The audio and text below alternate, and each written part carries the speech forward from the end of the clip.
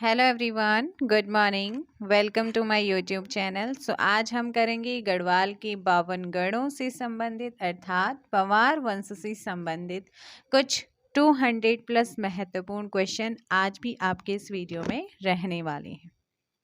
सभी लोग एक बार वीडियो को लाइक और शेयर कर दीजिएगा। यदि किसी क्वेश्चन में आप लोगों का डाउट रहता है तो आप क्या करेंगे, उस क्वेश्चन का नंबर आप डाल करके बता सकते हैं, आपका डाउट क्लियर हो जाएगा। परमार शासक अजयपाल से पूर्व गढ़वाल का क्षेत्र कितने गढ़ों में बटा हुआ था? तो परमार शासक अजयपाल से पूर्व गढ़वाल का जो क्षेत्र था वो कितने गढ़ों में बटा हुआ था? Option C 52। क्या हो जाएगा? 52 आपका यहाँ पर सही आंसर होगा। गढ़ एवं उनसे संबंधित जातियों में कौन एक सुमेलित नहीं है? तो कौन सा एक सुमेलित नहीं है? आंसर दीजिएगा आप लोग यहाँ पर। तो यहाँ पर सारे बच्चे आंसर देंगे। इस क्वेश्चन का सही आंसर क्या हो जाएगा? देखो भाई, अगर बात करें हम कौलीगढ़, तो कौलीगढ़ यहाँ पर ध्यान रखना है। कौलीगढ़ जो है ये बछवाड़ बिस्ट से संबंधित है। कोलीगढ़ या आपका कुल्लीगढ़, ठीक है ना, कुल्लीगढ़ या कुल्लीगढ़, ये दूसरा गढ़ माना जाता है और बछवाड़ बिस्ट से इसका संबंध है। बांगरगढ़ की बात करें तो बांगरगढ़ 5वां गढ़ था। कौन सा था बांगरगढ़? 5वां। और खसिया जाति के नागवंशी राणों से संबंधित था। बिल्कुल सही है। अब देखो भाई, जो मुंगरागढ़ था ना, असुमेलित बताना है, यानी कि जो सही नहीं है। मुंगरागढ़ की मैं बात करूं, मुंगरागढ़ है ना, तो मुंगरागढ़ जो था ये 10वां गढ़ था। कौन सा था? 10वां गढ़ था। रवाई क्षेत्र में रावत जाति का ये गढ़ माना जाता है, जहां अब रौतेला रहते हैं। तो ये बिस्ट नहीं, रावत है। और रामीगढ़ राणा जनजाति से रिलेटेड है। तो आंसर हो जाएगा यहाँ पर ऑप्शन सी सही आंसर होगा। नेक्स्ट है, जौनपुर परगने में स्थित गढ़वाल का पहला गढ़ कौन सा था? जौनपुर परगने में स्थित गढ़वाल का पहला गढ़ कौन सा था? आंसर दीजिएगा। और इसका जो सही आंसर होगा वो हो जाएगा ऑप्शन, क्वेश्चन नंबर 3 का ऑप्शन ए। क्या हो जाएगा? नागपुरगढ़। क्या हो जाएगा? नागपुरगढ़ पहला गढ़। जौनपुर परगने में नाग देवता का मंदिर था, जिसे नागगढ़ भी कहते हैं। और नागपुरगढ़ जो था ना, नागपुरगढ़ का अंतिम गणपति भजन सिंह था, ऐसा माना जाता है। सो थर्ड का ऑप्शन क्या हो जाएगा? ए यहाँ पर सही होगा। परमार शासक अजयपाल की राजधानी कहाँ थी? जो अजयपाल था, अजयपाल की जो राजधानी थी वो कहाँ थी, ये आपसे पूछा है। सो इस क्वेश्चन का यहाँ पर सही आंसर हो जाएगा ऑप्शन बी, देवलगढ़। कहाँ थी? देवलगढ़ आपका यहाँ पर सही आंसर होगा, है ना। तो ये आपको याद रखना है। अजयपाल ये पवार वंश का कौन से नंबर का राजा था? जल्दी से बताओ मुझे कमेंट बॉक्स में। और इनकी जो राजधानी थी वो हो जाएगी देवलगढ़। नालागढ़ कौन से जनपद में है? नालागढ़, नालागढ़ आपका देहरादून जनपद में है, ऑप्शन ए। थोड़ा सा टाइम आपका आप लोगों को दे रही हूँ, जैसे कि आप कमेंट बॉक्स में अपना अपना आंसर ड्रॉप कर सकें। आपका नालागढ़ कहाँ पर है? देहरादून में है। गढ़वाल का बारदोली किस गढ़ को कहा जाता है? सो गढ़वाल का बारदोली जो कहते हैं, है ना, ये किसे कहा जाता है? आप लोगों को ध्यान रखना है, गढ़वाल का जो बारदोली कहते हैं वो कहते हैं गुजड़ूगढ़ को। किसे कहते हैं? गुजड़ूगढ़ को।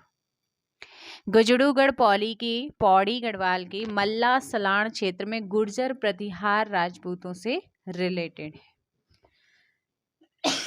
आगे यहाँ पर है, चांदपुरगढ़ कौन से जनपद में है? चांदपुरगढ़ कौन से जनपद में है? बताइएगा। जो चांदपुरगढ़ है ना, ये कौन से जनपद में है? सो ध्यान रखना है, चांदपुरगढ़ या चांदपुरी गढ़, है ना, ये आप लोगों का कहाँ पर है? चमोली में। कहाँ पर है? चमोली। पवार राजाओं की पहली राजधानी रही है। चमोली के आदि बद्री के आसपास का एरिया ये है। और अंतिम गणपति भानु प्रताप या सोनपाल, ऐसा ये दोनों में से कोई एक था माना जाता है। ठीक है ना, या तो भानु प्रताप या सोनपाल। तो आंसर आपको सिर्फ ये याद रखना है, चांदपुर गढ़ कौन से जनपद में है? चमोली। राजा भानु प्रताप किस गढ़ से संबंधित हैं? ऑप्शन हो जाएगा ए चांदपुर गढ़। कफू चौहान से संबंधित गढ़ कौन सा है? कफू चौहान से संबंधित गढ़ टिहरी का गढ़ है। कौन सा गढ़ है? टिहरी। टिहरी में आपका है उप्पूगढ़ अर्थात गढ़ टिहरी। उत्तरकाशी मार्ग पर उदयपुर परगने में ये पड़ता है और कफू चौहान यहाँ का गणपति हुआ करता था। तो यहाँ पर आपका कफू चौहान कौन सी गढ़ से रिलेटेड था आपसे पूछेगा तो उप्पूगढ़ आपका सही आंसर होगा। दशौलीगढ़ कौन से जनपद में है? दसौलीगढ़। सो आज जो है संडे है और संडे में देखते हैं वीडियो बन पाएगी तो, है ना। दसौलीगढ़ कौन से जनपद में है? सिर्फ मॉर्निंग वाली ही पॉसिबिलिटी है, टाइम लगेगा तो आपका हिंदी का या कुछ करा दूंगी विराम चिन्ह। सो आपका दसौलीगढ़ की मैं बात करूं, दसौलीगढ़ चमोली जिले के दसौली क्षेत्र में पड़ता है। ऑप्शन डी चांदपुर गढ़ के अंतिम गणपति कौन थे? भानु प्रताप अर्थात सोनपाल। ऑप्शन ए आपका यहाँ पर 11 का सही होगा। नेक्स्ट है चमोली जनपद में स्थित गढ़ कौन सा है? चमोली जनपद में स्थित गढ़, देखो चमोली में एक तो चांदपुरगढ़ ही है, लोहावगढ़ है, नागपुरगढ़ है, कंडारागढ़ है, बधाणगढ़ यहीं पर है, मनीलागढ़ है और साथ में दशौलीगढ़ है। सो 12 का ऑप्शन हो जाएगा डी। देखो लोहाब, बधाण और कंडारा ये सारे के सारे यहीं पर हैं। Option D. चंद शासक रुद्रचंद का सेनापति पुरखू पंत किस गढ़ की लड़ाई में मारा गया था? सो बताओ भाई किस गढ़ की लड़ाई में मारा गया था? सो 13 का आपका आंसर हो जाएगा सी बधाणगढ़। क्या हो जाएगा? बधाणगढ़। बधाणगढ़ जो है ना पिंडर नदी वाला एरिया है जो चंद और पंवार वंश की विभाजन सीमा पर था। ठीक है, और पुरखू पंत जो है वो यहीं पर मारा गया था। लक्ष्मी चंद के समय यहाँ का जो गणपति था वो खतड़ सिंह था। सत्यनाथ की गुफा कहाँ पर स्थित है? सत्यनाथ की जो गुफा है वो कहाँ पर स्थित है? सो याद रखना है सत्यनाथ की जो गुफा है वो है कहाँ पर? आप कहेंगे देवलगढ़। कहाँ पर है? देवलगढ़ आपका यहाँ पर सही आंसर होगा। Option A. पौड़ी जिले में अजयपाल ने राजधानी इसको बनाया था। देवलगढ़ कहाँ पर है? पौड़ी में आपको ध्यान रखना है और ये श्रीनगर के पास स्थित है ना। और सत्यनाथ की गुफा भी यहीं पर है। गोरजा देवी का मंदिर भी किसने बनाया था? आपका अजयपाल ने ही बनवाया था। आगे क्वेश्चन आप लोगों का क्या है? किस वर्ष पंवार शासक अजयपाल ने चांदपुरगढ़ से राजधानी देवलगढ़ स्थानांतरित की थी? अजयपाल ने देवलगढ़ से राजधानी जो है कब चांदपुरगढ़ से राजधानी देवलगढ़ स्थानांतरित करी थी? आंसर हो जाएगा बी 1512 में। कब किया था? 1512। क्वेश्चन नंबर 15 का ऑप्शन बी आपका यहाँ पर सही आंसर होगा। आगे है यहाँ पर गोरजा देवी का मंदिर कहाँ पर है? अभी मैंने बताया था गोरजा देवी का मंदिर पौड़ी में है और देवलगढ़ आपका आंसर होगा 16 का ए। दीवा का डांडा किस गढ़ के समीप स्थित है? दीवा का डांडा किस गढ़ के समीप स्थित है? तो यहाँ पर आपका सही आंसर हो जाएगा क्वेश्चन नंबर 17 का सी कांडागढ़। क्या हो जाएगा? कांडागढ़ जो कि पौड़ी जिले की नयार घाटी में स्थित है और इसी के पास दीवा का डांडा भी पड़ता है। पौड़ी जनपद में स्थित गढ़, तो मैं पौड़ी जनपद के गढ़ बता देती हूँ। जैसे देवलगढ़ है, भैरोगढ़ी यहाँ पर है, कांडागढ़ है, गुराड़गढ़ है ना। और गुराड़गढ़ में ही एकेश्वर देवता का मंदिर है। गुजड़ूगढ़, उल्खागढ़, तारागढ़ और देवलगढ़ और नयालगढ़। तो यहाँ पर आंसर क्या हो गया कि तारागढ़ भी बताया आपने अभी और गुराड़गढ़ भी यहीं पर है, साथ में कांडागढ़ भी यहीं पर है। सो आंसर क्या हो जाएगा आपका? गुजड़ूगढ़।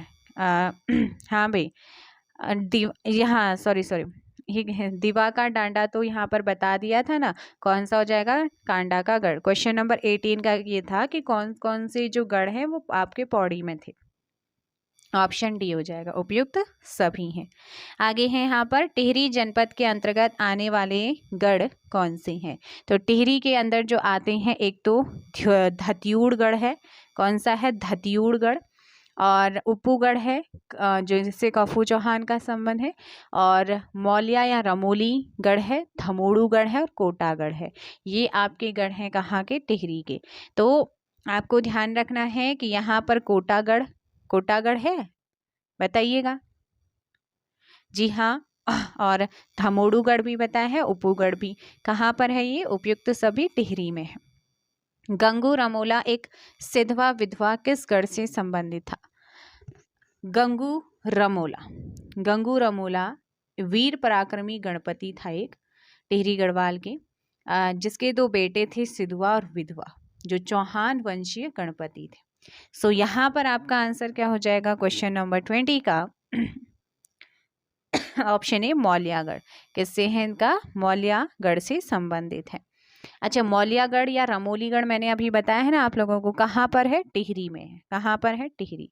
गंगू रमोला ने सेम मुखिम में कितने मंदिरों का निर्माण कराया है।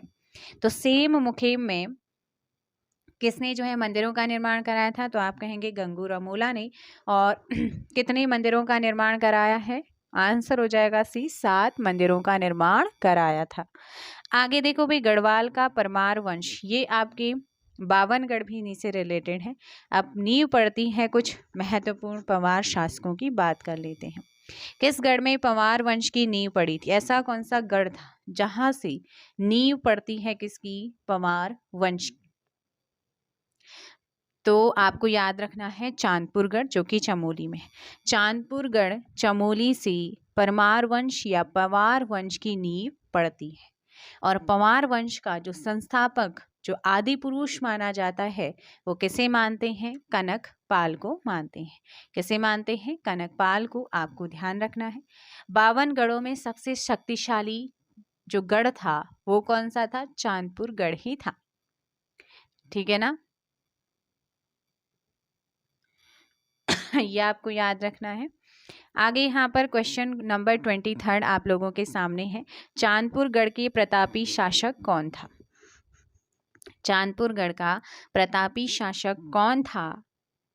सो 23 का आपका आंसर हो जाएगा यहाँ पर ऑप्शन बी, भानु प्रताप। यहाँ के राजा थे भानु प्रताप। माना जाता है कि उनका कोई पुत्र नहीं था। इसने धार यानी कि गुजरात से आए एक राजकुमार कनकपाल से क्या कर दिया था, अपनी बेटी का विवाह कर दिया। इसी कनकपाल के द्वारा यहाँ पर पंवार या परमार वंश की स्थापना हो जाती है। और स्थानीय लोगों के अकॉर्डिंग कनकपाल ने चांदपुरगढ़ के ऊपर कोनपुरगढ़ को अपनी राजधानी, स्थानीय लोग बताते हैं। कनकपाल सहित पंवार वंश के 36 राजा गणपति कहलाए, क्योंकि वे सभी एक गढ़ की स्वामी हुआ करते थे, इसीलिए। तो ये इनके बारे में, ठीक है ना। भानु प्रताप था चांदपुरगढ़ का प्रतापी शासक। उसका कोई उत्तराधिकारी बेटा नहीं था, इसलिए उसने धार गुजरात से आए हुए एक राजकुमार कनकपाल से अपनी बेटी का विवाह कर दिया, और वहीं से फिर पंवार या परमार वंश की स्थापना होती है। कनकपाल को किस वंश का संस्थापक माना जाता है। तो प्रॉपरली जो पंवार वंश या परमार वंश की स्थापना होती है या संस्थापक है, वो कौन है। यहाँ पर आंसर हो जाएगा क्या, कनकपाल। क्या हो जाएगा आपका, वंश का संस्थापक मानते हैं, तो 24 का ऑप्शन हो जाएगा सी। निम्न में से किस व्यक्ति के द्वारा की गई पंवार शासकों की सूची अल्मोड़ा सूची कहलाती है। तो यहाँ पर पंवार शासकों की सूची को अल्मोड़ा सूची कहा जाता है, किसके द्वारा, एटकिंसन के द्वारा। किसके द्वारा, एटकिंसन। आपको ध्यान रखना है बैकेट की सूची, यहाँ पर जो मान्यता प्राप्त है ना, वो बैकेट की सूची है, क्योंकि ये सूची सुदर्शन शाह के सभासार ग्रंथ 1828 से क्या खाती है, मेल खाती है। और ये बताता है कि पंवार वंश में कुल 60 शासक हुआ करते थे। अच्छा, एक पुस्तक है हरिकृष्ण रतूड़ी उसके राइटर हैं, उसका नाम है गढ़वाल वर्णन पुस्तक। गढ़वाल वर्णन पुस्तक के राइटर हरिकृष्ण रतूड़ी हैं। और एक और पुस्तक है बाल कृष्ण शांति भट्ट की, उस पुस्तक का नाम है गढ़वाल जाति प्रकाश। तो ये पुस्तकें आपको ध्यान रखनी है। 60 राजा हुआ करते थे ऐसी मान्यता है। बेकेट पंवार वंश में बेकेट के जो यहाँ से जितने भी मान्यता मिली है जिस सूची को, है ना, तो इसमें सबसे कम समय का जो टाइम पीरियड रहा है इन 60 राजाओं में वो उपेंद्र शाह का था, है ना। तो यह आपको ध्यान रखना है। और सबसे पहला कनक पाल था जो 11 वर्ष उसका कार्यकाल रहा था। आगे देखेंगे यहाँ पर आगे क्वेश्चन क्या है कि किस गढ़ में पंवार वंश की नींव पड़ी थी। तो आपको बताना है कि किस गढ़ में पंवार वंश की नींव डाली गई थी। सो 20 ये हो गया था आपका यहाँ पर चांदपुर गढ़ हो जाएगा। भानु प्रताप कनकपाल को किस वंश का संस्थापक मानते हैं। परवार वंश। निम्न में से किस व्यक्ति के द्वारा दी गई, ये आपको बता दिया था एटकिंसन। तो ये सारे क्वेश्चन आपको बता दिए थे। गढ़वाल जाति प्रकाश पुस्तक के लेखक निम्न में से कौन है। सो गढ़वाल जाति मैंने बताया था बाल कृष्ण शांति भट्ट हैं, जबकि हरि कृष्ण रतूड़ी गढ़वाल वर्णन पुस्तक के लेखक हैं। पंवार वंश में कितने शासक हुआ करते थे। सो पंवार वंश में जो सबसे ज़्यादा शासक हुए थे वो हैं 60, और 60वां शासक माना जाता है किसे, मानवेंद्र शाह, जो कि अंतिम पंवार शासक टिहरी रियासत का रहा था। श्री वेकेट के अकॉर्डिंग पंवार शासकों की सूची सुमेलित कीजिए। सुमेलित कीजिएगा 28 का यहाँ पर जो सही आंसर होगा 37वां। अगर मैं यहाँ पर बात करूँ 37वें राजा की, तो 37 कौन थे, जल्दी से कमेंट कीजिएगा आप लोग। 37 देखो भाई यहाँ पर ध्यान रखना है वैकेट के अकॉर्डिंग जो वैकेट की सूची है उसके अकॉर्डिंग कनकपाल श्यामपाल, दूसरा पंवार शासक, एक मिनट कनकपाल पंवार वंश का संस्थापक, दूसरा पंवार शासक श्यामपाल, और 37वां शासक यहाँ पर अजयपाल को माना गया है, और 43वां शासक जो है वो बलभद्र शाह को माना गया है। ठीक है ना, तो ये आपको ध्यान रखना है। और इसके अकॉर्डिंग आपका जो आंसर होगा 2314 ऑप्शन ए क्या हो जाएगा बेटा, आपका सही आंसर होगा। आगे क्वेश्चन आप लोगों का, निम्न में से कौन सा युग्म सही नहीं है। तो कौन सा युग्म है जो सही नहीं है। अगर मैं यहाँ पर बात करूँ किसकी, जल्दी से बताइएगा। देखो भाई 55वां शासक जो है वो सुदर्शन शाह है। 46वां शासक की बात करें 46वें शासक की तो वो महीपति शाह है। और 54वें शासक की मैं बात करूं, है ना, 54वें शासक की बात करें तो 54वां शासक यहाँ पर ध्यान रखना है वो है प्रद्युमन शाह। और यहाँ पर 54वां शासक भवानी शाह दिया है, तो यही आपका गलत है ऑप्शन सी, क्योंकि 54वें जो राजा थे वो प्रद्युमन शाह थे। किस पंवार शासक को अक्खड़ राजा कहा गया, ऐसा कौन सा पंवार शासक है जिसे अक्खड़ राजा कहा गया है। सो आप लोग ध्यान रखेंगे ये कौन है। यहाँ पर आपका सही आंसर होगा ऑप्शन कौन सा हो जाएगा 30 का, ऑप्शन हो जाएगा यहाँ पर महीपति शाह। महीपति शाह सर्वाधिक उम्र में क्या बने थे, सर्वाधिक उम्र में पंवार वंश की गद्दी पर बैठती हैं। और पंवार वंश की गद्दी में 46 नंबर के एक तो राजा थे महीपति शाह, ठीक है ना। यह चंद्रवंशी राजा त्रिमल चंद के समकालीन माने जाते हैं। महीपति शाह के 4 सेनापति हुआ करते थे। जो आपका महीपति शाह है ना, इन महीपति शाह के 4 क्या थे यहाँ पर सेनापति थे। एक था माधव सिंह भंडारी, रिखोला लोधी, बनवारी दास और बर्तवाल बंधु। कुछ मैं यहाँ पर बात कर रही थी तो मैं 1-2 फैक्ट बता देती हूँ। अगर आपसे कहें कि पंवार वंश का चाणक्य किसे कहा जाता है तो आप क्या आंसर करेंगे। पंवार वंश, ये बेसिक से क्वेश्चन यूकेपीएससी के फेवरेट है कि पंवार वंश का चाणक्य किसे कहा जाता है। पुरिया नैथानी को। किसे कहते हैं? पुरिया नैथानी। पहले ध्यान से सुनना, उसके बाद अपना डाउट लेकर के आना। पंवार वंश का चाणक्य पुरिया नैथानी, कुमाऊं का चाणक्य हर्षदेव जोशी और उत्तराखंड का बैरम खां शिवदत्त जोशी। ये 3 क्वेश्चन ऐसे हैं जो आपके एग्जाम के लिए महत्वपूर्ण है, तो इनको नोट करिएगा। आगे यहाँ पर क्वेश्चन है, सुमेलित करना है आप लोगों को फिर से। 48वां शासक, 59वां, 47वां एंड 58वां शासक।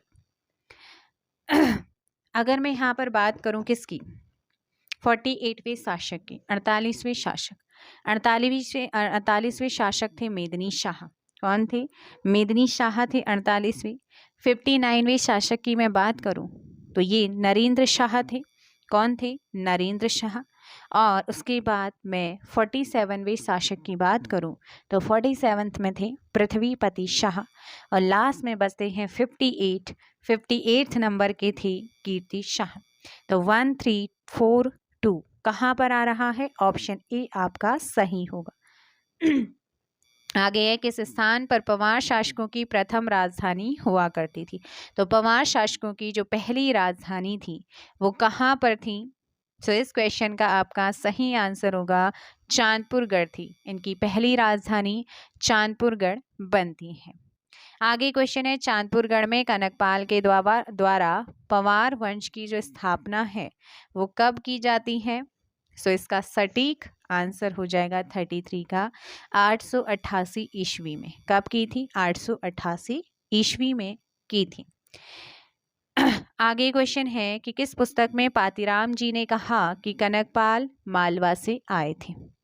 तो यहाँ पर याद रखना है किस पुस्तक में पातीराम जी ने कहा है कि जो कनकपाल है वो मालवा से आए थे। इन्होंने गढ़वाल एशियन एंड मॉडर्न में कहा है। अब यहाँ से 2 क्वेश्चन बेटा आपके लिए कंफर्म हो चुके हैं, मतलब इम्पॉर्टेंट है। मेरा कहने का मतलब है कि पातीराम की पुस्तक का नाम गढ़वाल एशियन एंड मॉडर्न है ना। इन्होंने अपनी पुस्तक में कनकपाल को कहाँ से आया हुआ बताया है? मालवा से बताया है ना। गढ़वाल एशियन एंड मॉडर्न पुस्तक के लेखक कौन है? पातीराम। इस तरीके से ये क्वेश्चन बनता है। आगे है, निम्न में दिए गए क्रमों में उचित विकल्प कौन सा है? तो दिए गए क्रम जो है इसमें उचित आपको क्या बताना है? क्रम बताना है। तो जल्दी से यहाँ पर बताओ किसकी बात हो रही है? शाम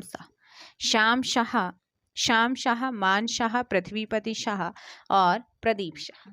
बताइए, मान शाह, तो कौन सा क्रम यहाँ पर क्या है? सही है क्रमों में।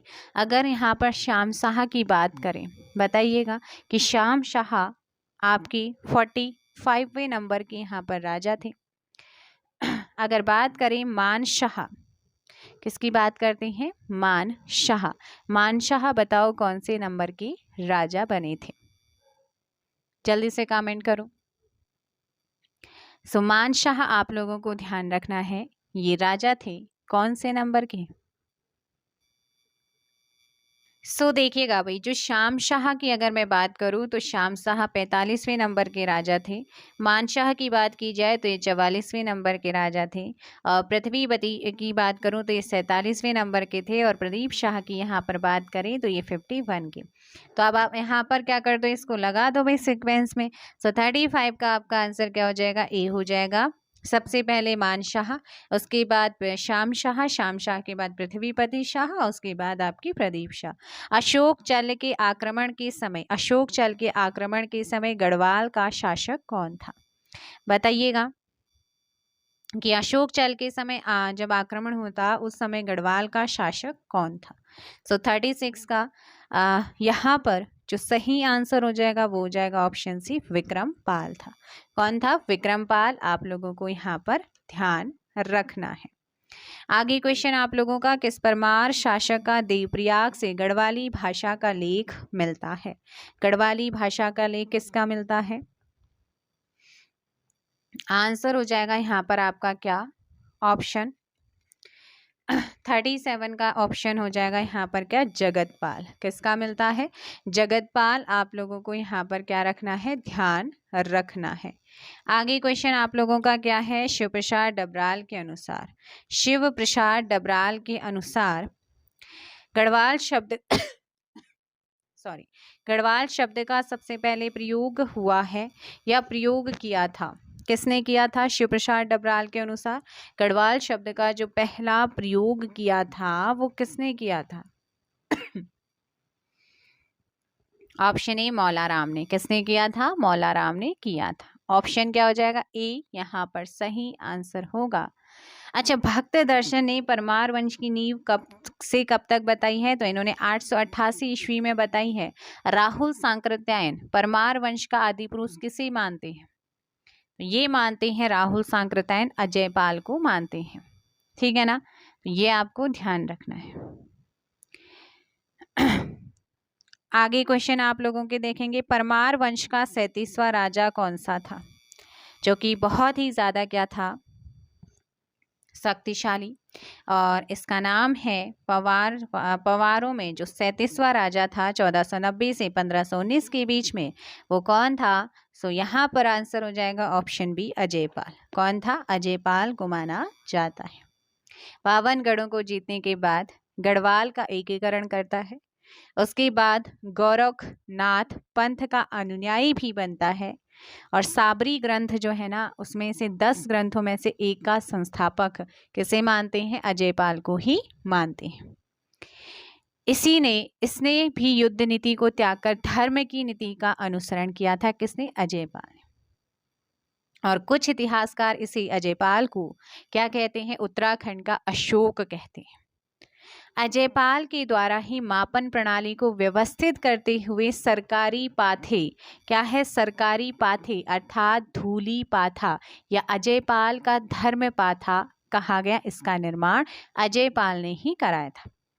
मानवोदय काव्य के लेखक कौन है, आप जानते हैं, भरत कवि। इन्होंने अजयपाल की धार्मिक नीति के कारण इसे उत्तराखंड का युधिष्ठिर कहा है। तो मानवोदय काव्य के लेखक भरत कवि ने किस पवार शासक को उत्तराखंड का युधिष्ठिर कहा है, भरत कवि ने किसे कहा है, अजयपाल को। 1491 में चंदवंश का शासक कीर्तिचंद ने अजयपाल को परास्त किया, और हार के बाद अजयपाल चांदपुर के बजाय कहाँ चला जाता है, लोहाबगढ़ की एक गुफा में तपस्या करने लगता है। और फिर से जो है कीर्तिचंद को परास्त कौन करता है, पुनः दोबारा से 1492 में कीर्तिचंद को हराकर अजयपाल हरा देता है अजयपाल। इसके बाद अजयपाल ने असवाल जाति के गढ़ मेहराबगढ़ को तराई भाबर के डाकों से मुक्ति भी दिलाई थी, और वहां के लोगों ने अजयपाल की अधीनता को स्वीकार भी कर लिया था।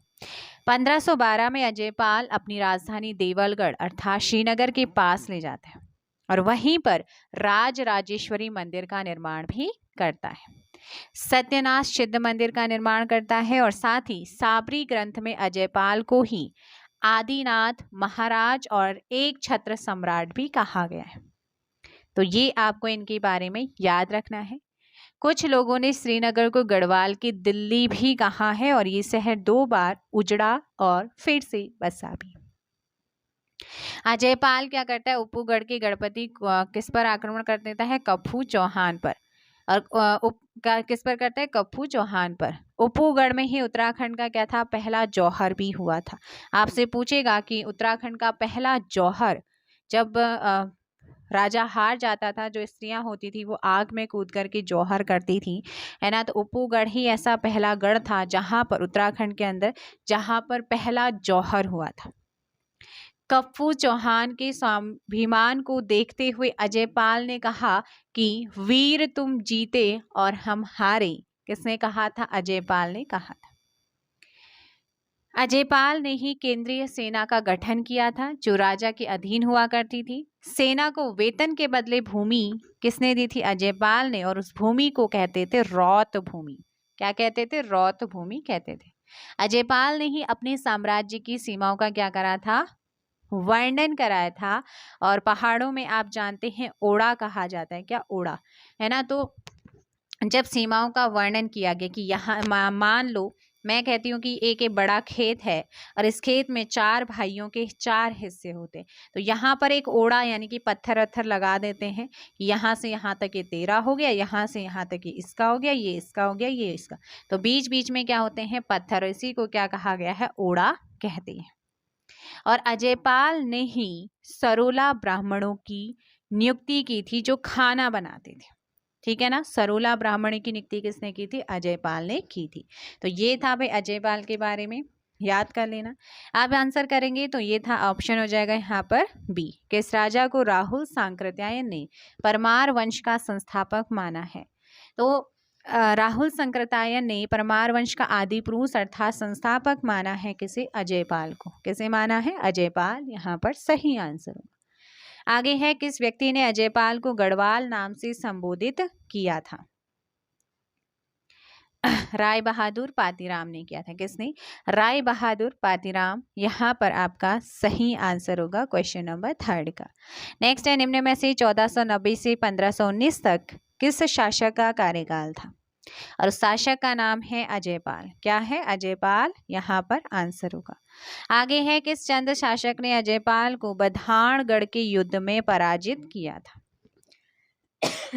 तो कौन सा चंद शासक था जिसने बधानगढ़ के युद्ध में क्या करा था, अजयपाल को हराया था। सो क्वेश्चन नंबर 5 का आंसर हो जाएगा यहाँ पर डी, कीर्तिचंद। कौन था, कीर्तिचंद, ऑप्शन हो जाएगा डी। नेक्स्ट क्वेश्चन आप लोगों का यहाँ पर क्या है कि 1517 ईस्वी में अजयपाल ने किस स्थान पर अपनी राजधानी स्थानांतरित करी थी। सो कहाँ पर की गई थी इनके द्वारा। इस क्वेश्चन का आपका जो सही आंसर हो जाएगा वो हो जाएगा ऑप्शन ए, श्रीनगर। कहाँ पर की थी, Srinagar, option A. Next question है कि सरोला ब्राह्मण एवं मापतोल प्रथा, धूली प्रथा का प्रचलन और ओड़ा पद्धति का प्रचलन किसने किया था। ऑप्शन सी, अजयपाल। गढ़वाल का अशोक किस शासक को कहा जाता है। Option B, Ajaypal. गढ़वाल का विस्मार्क एवं गढ़वाल का नेपोलियन किसे कहा जाता है। अजयपाल को ही कहते हैं। किसे कहते हैं, अजयपाल, आपका यहाँ पर सही आंसर होगा। इसके बाद हम बात करते हैं कि किस काव्य में कवि भरत ने अजयपाल की तुलना कृष्ण, भीम, कुबेर एवं इंद्र से की है। सो आंसर हो जाएगा बेटा यहाँ पर मानवदेह। क्या है, मानवदेह। ऑप्शन आप लोगों का क्या हो जाएगा 11, गढ़वाल का कृष्ण किसे कहा जाता है। गढ़वाल का कृष्ण अजयपाल को ही कहते हैं। किस ग्रंथ में अजयपाल को गोरखनाथ संप्रदाय के 84 सिद्धों में से एक सिद्ध माना गया है। तो इस क्वेश्चन का आपका सही आंसर हो जाएगा ऑप्शन गोरक्ष, संत वारजाल और नवनाथ कथा। ए और बी आपका यहाँ पर सही आंसर सी होगा, ठीक है ना, दोनों ही सही है, ऑप्शन सी। गोरखनाथ पंथ के सन्यासी सतनाथ का आवास स्थल कहाँ पर है, देवलगढ़ में। गोरखनाथ एंड द कनफटा योगीज पुस्तक के लेखक कौन है, जॉर्ज डब्ल्यू विंग्स हैं। कौन है, जॉर्ज डब्ल्यू विंग्स हैं। आगे है, देवलगढ़ में स्थित सत्यनाथ भैरव गुफा का जीर्णोद्धार किसने करवाया है। जीर्णोद्धार की बात हो रही है, ये अजयपाल ने ही कराया था, ऑप्शन बी। ठाकुर सूरवीर सिंह के द्वारा रचित सांवरी ग्रंथ में किस राजा को आदिनाथ कहा गया है। राजा का नाम है, ऑप्शन हो जाएगा ए, अजयपाल। सांवरी ग्रंथ किस विद्या पर आधारित है, ये तांत्रिक विद्या पर आधारित है। किस स्थान पर विष्णु मंदिर के सामने अजयपाल का पद्मासन की मुद्रा में चित्र बना हुआ है। सो ये कहाँ पर बना हुआ है, क्वेश्चन नंबर 18 का आंसर दीजिएगा, ऑप्शन ए, देवलगढ़। किस शासक के शासनकाल में लक्ष्मीचंद ने 7 बार, लक्ष्मीचंद ने क्या करा था, 7 बार आक्रमण किया था। सो 19 का आप लोगों को ध्यान रखना है, किसके टाइम पर आक्रमण करा था, लक्ष्मीचंद ने। तो यहाँ पर आपका सही आंसर हो जाएगा question number 19, option C, Manshah. Ajay Pal के पश्चात ये पंवार वंश का सबसे प्रतापी राजा, तो कई बने लेकिन जो प्रतापी शासक था वो आपका ये बनता है। इसने दापा तिब्बत पर आक्रमण करके 1000 स्वर्ण कलश प्राप्त किए थे। विलियम फिच कहते हैं कि ये सोने के बर्तन में भोजन करता था। किसके अकॉर्डिंग? विलियम फिच के अकॉर्डिंग। इसका दरबारी कवि कौन था? मानशाह का भरत कवि थे, जिसने मानवदेय काव्य लिखा था। भरत कवि ने इसे दानवीर कर्ण भी कहा है। पूछा जाता है कि भरत कवि ने किस पंवार शासक को दानवीर कर्ण कहा है, तब आप कहेंगे मानशाह को। इसने मानपुर शहर भी बसाया था और चंद्रवंशीय राजा लक्ष्मी चंद ने इस पर 7 बार आक्रमण भी करा था, है ना। जीतू बगड़वाल मानशाह का कौन माना जाता है? समकालीन माना जाता है। और मानशाह का जो बेटा था वो शामशाह जहांगीर के दरबार में भी गया था। इस चीज का उल्लेख कहाँ से मिलता है कि शामशाह उसके दरबार में गया था? तो वो उल्लेख मिलता है जहांगीर नामा से। इसके अलावा शामशाह के अनुसार जहांगीर ने पहाड़ी राजा शामशाह को अपने दरबार में भी सम्मानित किया था। किसके अकॉर्डिंग? जहांगीर नामा के अकॉर्डिंग। आगे यहाँ पर क्वेश्चन क्या है? नेक्स्ट है, किस शासक के समय भरत कवि ने मानवदेय काव्य की रचना की थी? अब आंसर दीजिएगा आप यहाँ पर। सो क्वेश्चन नंबर 20 का आप लोगों का जो सही आंसर हो जाएगा वो क्या होगा? फटाफट आंसर दीजिएगा। क्वेश्चन नंबर आप लोगों के सामने है क्या? 20। सो इस क्वेश्चन का आंसर हो जाएगा यहाँ पर ए, मानशाह। किस काव्य में मानशाह को सूर्य के समान तेजस्वी एवं राजा बलि के समान दानवान माना गया है? सो किसके अकॉर्डिंग माना गया है? मानवदेय काव्य, जिसके राइटर है भरत कवि। कौन है? भरत कवि। आगे है, मानवदेय काव्य की रचना किस भाषा में हुई है? मानवदेय काव्य की रचना किस भाषा में हुई है? सो याद रखना है, इसकी जो रचना हुई है मानवदेय काव्य की वो हुई है किसमें? संस्कृत में। नेक्स्ट क्वेश्चन 23, श्री फोस्टर के द्वारा रचित पुस्तक the early travels in India में मानशाह का जिक्र करते हुए उनकी राजधानी कहाँ बताई गई है? श्रीनगर में। कहाँ पर बताई गई है? श्रीनगर में। नेक्स्ट क्वेश्चन है, जीतू बगड़वाल के समय देवलगढ़ का शासक कौन था? जीतू बगड़वाल के समय देवलगढ़ का शासक कौन था? अभी मैंने समकालीन बताया है ना, कौन था? मानशाह को माना जाता है। जीतू बगड़वाल कहाँ का निवासी था? सो जीतू बगड़वाल कहाँ का निवासी था? बगुड़ी गांव टिहरी का। पंवार वंश का 45वां शासक, पंवार वंश का 45वां राजा कौन था? 45वां राजा बनता है कौन? 44वें राजा थे मानशाह, उनका बेटा शामशाह, है ना। ऑप्शन क्या हो जाएगा यहाँ पर? ऑप्शन सी आपका सही होगा। शामशाह बनता है। कौन बनता है? शामशाह, ठीक है ना। और यही जहांगीर से भेंट करने भी गया था। आगे क्वेश्चन है, शामशाह का शासन का जो शासन का टाइम है वो कौन सा है? शासनकाल का। देखो, शासन कालों को लेकर अक्सर मतभेद तो रहता ही है, लेकिन 1611 से लेकर के 1630 ईस्वी में राजा बना था, ठीक है ना। आगे क्वेश्चन है, किस शासक को विलासी राजा की उपमा दी गई है? ऐसा कौन सा शासक है जिसे विलासी राजा की जो है उपमा दी जा चुकी है? सो किसे दी है? जल्दी से कमेंट कर दो। सो इसका यहाँ पर जो सही आंसर होगा वो क्या हो जाएगा? क्वेश्चन नंबर 28 और ऑप्शन हो जाएगा ए, शामशाह। किसे दी जाती है? शामशाह। शामशाह पहला शासक था जिसका चित्र मिलता है। जिसका क्या मिलता है? चित्र देखने को मिलता है ना। और साथ में शामशाह के समय ही सती प्रथा का उल्लेख भी मिलता है, जिसमें शामशाह की मृत्यु के बाद उसकी 60 रानियां सती हुई थी, ऐसा माना जाता है। आगे यहाँ पर क्वेश्चन क्या है, कि शासक के समय सती प्रथा का विवरण मिलता है। शामशाह। सर्वाधिक उम्र में राजा बनने वाला गढ़वाल का शासक कौन था? सर्वाधिक उम्र में जो राजा बना था वो कौन था? ऑप्शन हो जाएगा यहाँ पर क्या? महीपति शाह। क्या हो जाएगा आपका 30 का? महीपति शाह। ऑप्शन यहाँ पर सी आपका सही आंसर होगा। अगर महीपति शाह की मैं बात करूं है ना। तो महीपति शाह आप लोगों को ध्यान रखना है। बताओ कौन से नंबर की ये राजा बने थे महीपति शाह? महीपति शाह 46 क्या थे, 46 नंबर के राजा बने थे। कौन? महीपति शाह। महीपति शाह की बात करते हैं हम, तो ये सर्वाधिक उम्र में क्या बने थे? पंवार वंश की गद्दी पर बैठते हैं। चंदवंशीय राजा त्रिमल चंद के समकालीन इनको माना जाता है।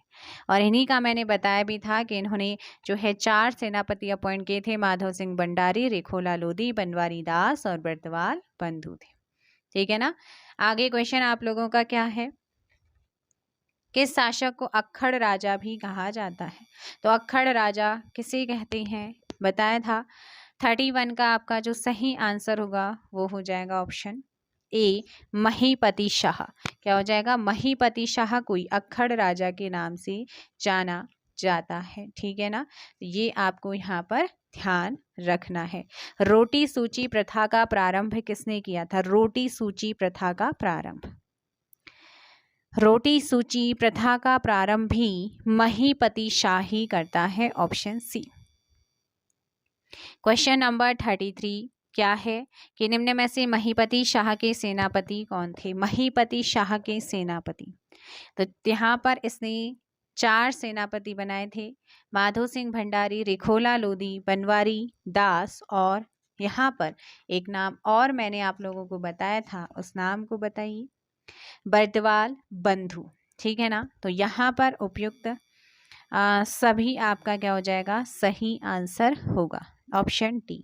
नेक्स्ट है, अजयपाल की मृत्यु कब हुई थी? जो अजयपाल था शासक, इसकी डेथ आपसे पूछी है कि इनकी डेथ कब हुई थी। सो करेक्ट आंसर होगा 1519 में इनकी डेथ हो जाती है। Option C. नेक्स्ट क्वेश्चन आप लोगों का है, कफू चौहान किस गढ़ के सरदार थे? कफू चौहान किस गढ़ के सरदार थे? उप्पूगढ़ के। निम्न में से कौन स्वयं को पशुओं में सिंह और पक्षियों में गरुड़ की तरह हूं कहता था? इसका नाम है कफू चौहान। कौन कहता था? कफू चौहान। कफू चौहान को किस शासक ने मुखाग्नि दी थी? अजयपाल ने दी थी। अजयपाल का अंतिम युद्ध किस गढ़ पर हुआ था? अजयपाल का अंतिम जो युद्ध था वो उप्पूगढ़ के लिए हुआ था। देवप्रयाग रघुनाथ मंदिर पर किस राजा का लेख मिलता है?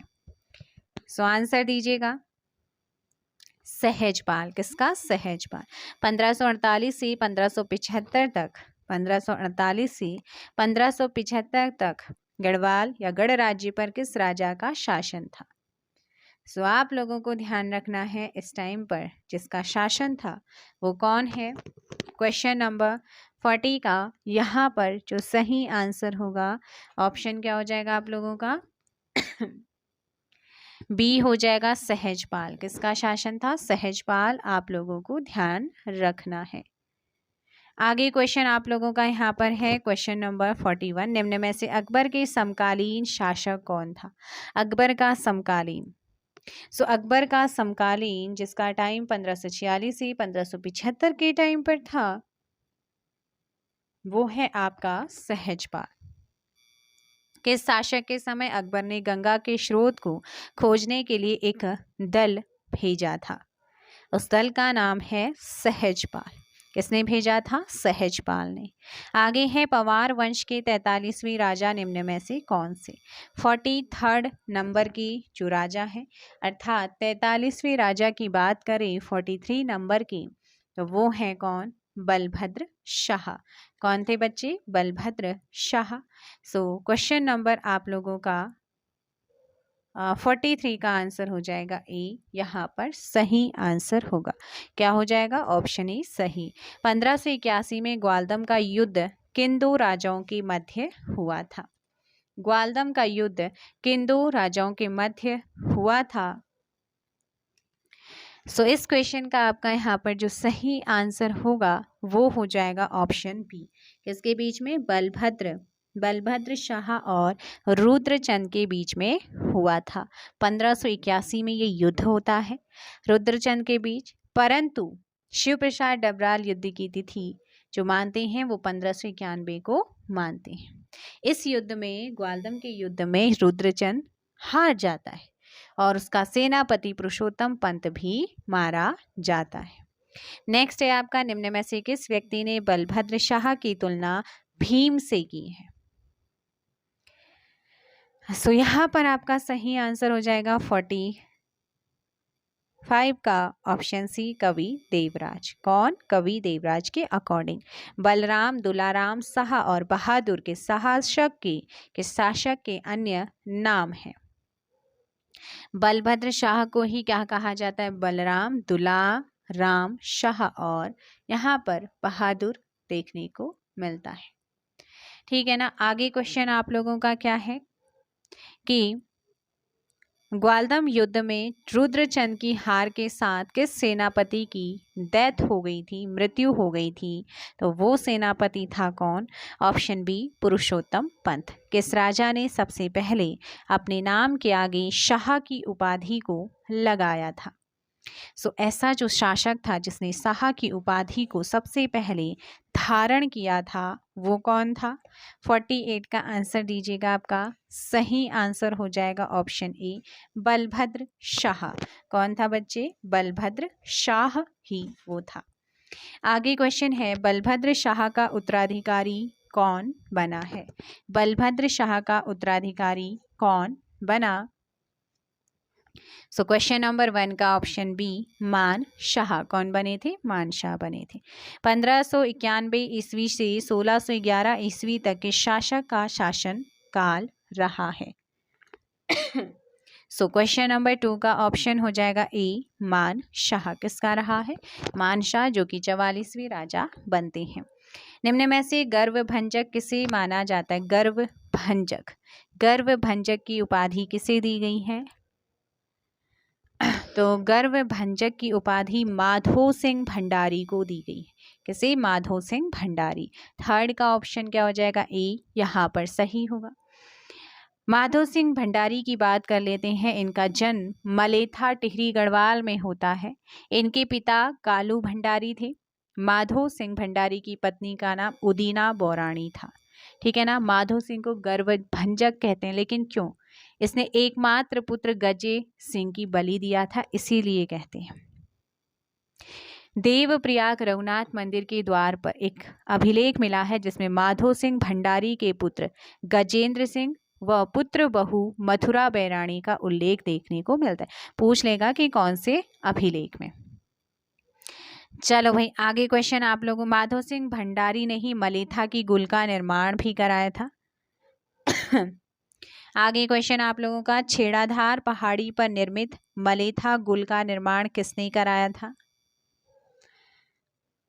माधो सिंह भंडारी। ऑप्शन ए क्या हो जाएगा? 5 का सही होगा। छोटा चीन तुमुल युद्ध में निम्न में से कौन वीरगति को प्राप्त हुआ था या हुए थे?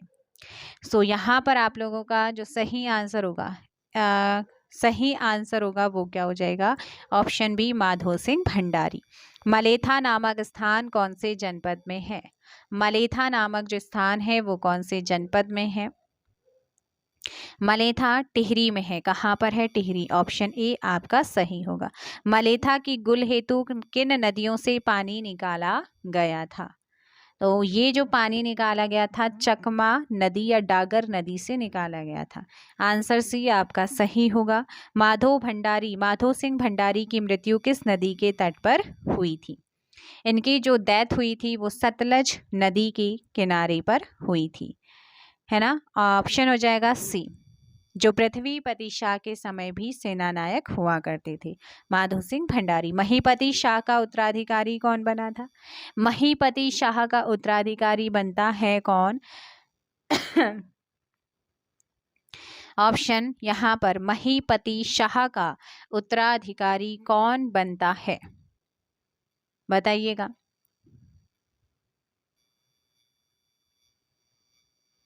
सो देखिएगा, महीपति शाह का उत्तराधिकारी बनता है कौन? Option B, पृथ्वीपति Shah.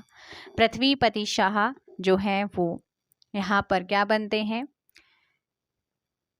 महीपति शाह के उत्तराधिकारी बनते हैं। लेकिन जब इनका राज्याभिषेक हुआ था ये मात्र 7 वर्ष के थे और इनकी संरक्षिका का नाम है रानी कर्णावती। रानी कर्णावती किसकी संरक्षिका थी? पृथ्वीपति शाह की। 1635 में नवाजत शाहजहां का सेनापति था नवाजत खां। इसने दून घाटी पर अटैक किया, आक्रमण किया और उस समय गढ़वाल की संरक्षिका थी कर्णावती, ठीक है ना, जिसने अपनी सूझबूझ समझदारी से मुगल सैनिकों को पकड़कर उनके क्या करे थे? नाक कटवा दिए थे। इसीलिए देखो, वैसे तो बोलना चाहिए थे नाक काटने वाली रानी, है ना, कटवाने वाली रानी, तो इन्हें नाक कटी रानी या नाक कटनी रानी इन्हें कहते हैं। नवाजत खां का सास सिरमौर का राजा था मेधांता प्रकाश, उसकी सेना ने युद्ध में भाग लिया था। शिव प्रसाद डबराल ने ही रानी कर्णावती को नाक कटनी रानी नाम दिया। निकोलस मनुची ने अपनी पुस्तक स्टोरिया डू मोगोर में कर्णावती को साक्षात दुर्गा कहा है। और कर्णावती जो है दून घाटी की राजधानी नवादा हुआ करती थी डेट टाइम पे, और इन्होंने ही जो आपका देहरादून में करनपुर गांव है वो इन्होंने ही बसाया था। किसने? रानी कर्णावती ने। तो महीपति शाह का उत्तराधिकारी पृथ्वीपति शाह। मुगल शहजादा सुलेमान सिको को पृथ्वीपति शाह ने कब शरण दी थी? बताइएगा। तो इसे जो है पृथ्वीपति शाह ने मुगल शहजादे को, सुलेमान सिको था, सुलेमान सिको मुगल शहजादा, इसे शरण दी थी। कब दी थी? आपका सही आंसर होगा यहाँ पर क्वेश्चन नंबर 11 का डी। इनमें से कोई भी ईयर यहाँ पर नहीं है, ठीक है ना। तो इसका जो सही आंसर होगा इनमें से कोई नहीं, 11 का ऑप्शन डी। पृथ्वीपति शाह एवं मंधाता प्रकाश के बीच कौन सी संधि हुई थी? सो इनके बीच में जो संधि होती है वो होती है हाट कोटी की संधि। ऑप्शन यहाँ पर ए सही आंसर होगा। आगे क्वेश्चन आप लोगों का क्या है कि मौलाराम ने किस शासक को महाप्रचंड भुज दंड कहा है? महाप्रचंड भुज दंड मौलाराम ने किस शासक को कहा है? महीपति शाह। ऑप्शन बी आपका यहाँ पर सही आंसर होगा। किसे कहा है? महीपति शाह। ईसाई धर्म के प्रचार हेतु एंड्राडे एवं उसका सहयात्री मार्किकस किस शासक के समय गढ़वाल आया था? महीपति शाह। महीपति शाह की पत्नी का नाम बताना है। इनकी पत्नी का नाम आपको पता होना चाहिए। ऑप्शन ए रानी कर्णावती थी। ताराबाई एवं गोलकुंडा की दुर्गावती किसके उपनाम है? ताराबाई एवं गोलकुंडा की दुर्गावती किसके उपनाम है? रानी कर्णावती। करनपुर नगर बसाने का श्रेय किसे जाता है? महीपति शाह की पत्नी और पृथ्वीपति शाह की मदर संरक्षिका रानी कर्णावती। ऑप्शन बी आपका सही होगा। महारानी कर्णावती के शासक की संरक्षिका रही हैं पृथ्वीपति शाह। रानी कर्णावती को नाक कटी रानी की संज्ञा किसने दी है? सही आंसर होगा शिव प्रसाद डबराल ने। ऑप्शन बी आपका सही होगा। किस व्यक्ति ने अपनी पुस्तक स्टोरियो डू मोगोर में कर्णावती को साक्षात दुर्गा कहा है? मैंने बताया था, ये कहा है निकोलस मनुची ने। ऑप्शन ए आपका यहाँ पर सही होगा। मुगल सेनापति नवाजत खां ने दून घाटी पर अटैक यानी कि आक्रमण कब किया था? सो याद रखना है, ऑप्शन यहाँ पर जो होगा सही वो हो जाएगा, जल्दी से कमेंट कर दो कब जो है दून घाटी पर अटैक हुआ था? सो 21 का सी 1635 आपका यहाँ पर सही होगा। मेदिनी शाह को देश निकाला किसने दिया था? मेदिनी शाह को देश निकाला क्यों? किसने? पृथ्वीपति शाह के पुत्र मेदिनी शाह ने सुलेमान शिको को औरंगजेब को सौंपा था। तब पृथ्वीपति शाह ने ही मेदिनी शाह को देश निकाला दे दिया था।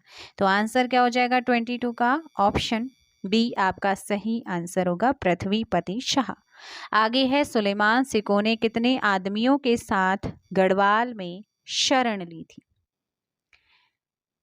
दारा शिको जो है इसे लघु अकबर कहते हैं, जो सुलेमान सिको था ना उसका पिता था। सो इस क्वेश्चन का आपका सही आंसर होगा 17 आदमियों के साथ। पराक्रमी राजा का डरपोक पुत्र किसे कहा जाता है? मेदिनी शाह। ऑप्शन यहाँ पर क्या हो जाएगा 24 का सी सही होगा। ट्रैवलर्स इन इंडिया पुस्तक में गणराज्य की प्रशंसा किसने की है? सो 25 का यहाँ पर सही आंसर क्या हो जाएगा? Question number 25 and correct answer option A Tavernier. लोगों के अनुसार परमारों को शाह की उपाधि किसने दी थी? परमारों को शाह की उपाधि बहलोद लोदी ने दी थी। किसने दी थी? बहलोद लोदी ने दी थी। नेक्स्ट क्वेश्चन है, किस परमार शासक के समय राजदूत भेजने की प्रथा शुरू हुई थी? ये था बलभद्र शाह। किस परमार शासक को अभिलेखों में वीर गुणज्ञ दुखद सुखद प्रजाया कहा गया है? सुखद प्रजाया कहा गया है, वो है सहजपाल। कौन है? सहजपाल। 28 का सी। परमार वंश का ऐसा शासक जो वीर के साथ सिद्ध भी था, जिसे आदिनाथ भी कहा जाता है, वो है अजयपाल। ऑप्शन बी आपका सही होगा। 29वां परमार शासक अनंतपाल द्वितीय का अभिलेख कहाँ से प्राप्त होता है? धारशिल रुद्रप्रयाग से। बद्रीदत्त पांडे के अनुसार मानशाह के समय लक्ष्मी चंद ने गढ़वाल पर 7 बार असफल आक्रमण किए, तो गढ़वाल का सेनापति कौन था? सो क्वेश्चन नंबर 31 का यहाँ पर सही आंसर जो होगा वो हो जाएगा नंदी। क्या हो जाएगा? नंदी आपका सही आंसर होगा। नेक्स्ट क्वेश्चन नंबर आपका क्या है 32। गढ़वाल का ऐसा विलासी राजा जिसकी मृत्यु होने के बाद उसकी 60 रानियों की सती होने का जिक्र भी मिलता है। शाम शाह। कौन है? शाम शाह। आपको ध्यान रखना है, इसे तैरना नहीं आता था, इसीलिए अलकनंदा नदी में डूबने से इसकी डेथ हो गई थी। आगे है, किस परमार शासक की भेंट मुगल शासक जहांगीर से हुई थी? सो 33 का आपका आंसर हो जाएगा यहाँ पर ए, शाम शाह। नेक्स्ट क्वेश्चन है, महीपति शाह को किसने महाप्रचंड भुजदंड की उपाधि से नवाजा था या उपाधि दी थी? मौलाराम आपका यहाँ पर सही आंसर होगा। कर्णावती के समय दून घाटी में कौन सी राजधानी बनाई थी? नवादा आपका यहाँ पर सही होगा। किस परमार शासक की डेथ दीपावली के दिन हुई थी? उसका नाम है उपेंद्र शाह। कौन है? उपेंद्र शाह। यहाँ पर क्या हो जाएगा आपका 36 का सही आंसर होगा ऑप्शन सी। क्या था? उपेंद्र शाह। नेक्स्ट क्वेश्चन है, निम्न में से किस शासक का कार्यकाल सबसे कम यानी कि 1 वर्ष का कार्यकाल रहा है? मात्र 1 वर्ष का कार्यकाल कौन सी शासक का रहा है? सो उसका नाम है उपेंद्र शाह। कौन है? उपेंद्र शाह यहाँ पर सबसे कम टाइम तक रहे थे। 37 का डी आपका सही होगा। इस शासक ने स्वयं को दीपचंद का दत्तक पुत्र यानी कि गोद लिया हुआ पुत्र घोषित किया? प्रद्युमन शाह। 38 का यहाँ पर क्या हो जाएगा? ऑप्शन बी आपका सही आंसर होगा। ठीक है ना। बद्रीदत्त पांडे के अकॉर्डिंग जो प्रद्युमन शाह थे, इन्होंने गढ़वाल और कुमाऊं का संयुक्त शासक इन्हें अपॉइंट किया गया था। नेक्स्ट क्वेश्चन आप लोगों का यहाँ पर ध्यान रखना है कि किस शासक ने दून की राजधानी नवादे से हटाकर के धामूवाला स्थानांतरित की थी? सो ये किया था प्रदीप शाह ने। किसने किया था? प्रदीप शाह आपका यहाँ पर सही आंसर होगा। आगे क्वेश्चन आप लोग यहाँ पर देखेंगे, क्या है आप लोगों का क्वेश्चन कि देहरादून में पृथ्वीपुर शहर जो है वो किसने बनाया था? पृथ्वीपति शाह आपका क्या हो जाएगा? सही आंसर होगा 40 का बी। औरंगजेब ने सुलेमान सिकों को पकड़ने के लिए किसे गढ़वाल भेजा था? जय सिंह आपका यहाँ पर सही आंसर होगा। आगे क्वेश्चन है कि औरंगजेब का वह पत्र कब का है जिसमें वह फतेह शाह को राजा बनने की बधाई देता है? 1665 का। आगे है 1667 ईस्वी में पृथ्वीपति शाह की मृत्यु के बाद कौन गद्दी पर बैठा? फतेह शाह। गढ़वाल का शिवाजी किसे कहा जाता है? गढ़वाल का शिवाजी किसे कहते हैं? फतेह शाह। किसे कहते हैं? फतेह शाह को गढ़वाल का शिवाजी कहा जाता है। आगे क्वेश्चन आप लोगों का यहाँ पर देखेंगे। और मतीराम ने फतेह शाह के शासन को गढ़वाल का स्वर्णकाल भी कहा है। ठीक है ना, तो ये आपको ध्यान रखना है। राजमाता कटौची किसकी संरक्षिका मानी जाती हैं? इन्हें फतेह शाह का ही क्या माना जाता है? संरक्षिका माना जाता है। ठीक है ना। नेक्स्ट क्वेश्चन आप लोगों का क्या है? आंसर हो जाएगा 45 का डी। निम्न में से भैगाड़ी का युद्ध किसके बीच में हुआ था? भैगाड़ी का युद्ध गुरुविलास के अकॉर्डिंग भैगाड़ी का युद्ध गोविंद सिंह और फतेह शाह के मध्य में हुआ था। आंसर ऑप्शन क्या हो जाएगा आप लोगों का यहाँ पर? क्वेश्चन नंबर 46 का सही आंसर होगा बी। यहाँ पर गुरु गोविंद सिंह और फतेह शाह के। किस व्यक्ति ने फतेह शाह के समय को गढ़वाल का स्वर्णकाल कहा था? सो ये जो कहा था वो किसने कहा था? Option C Matiram.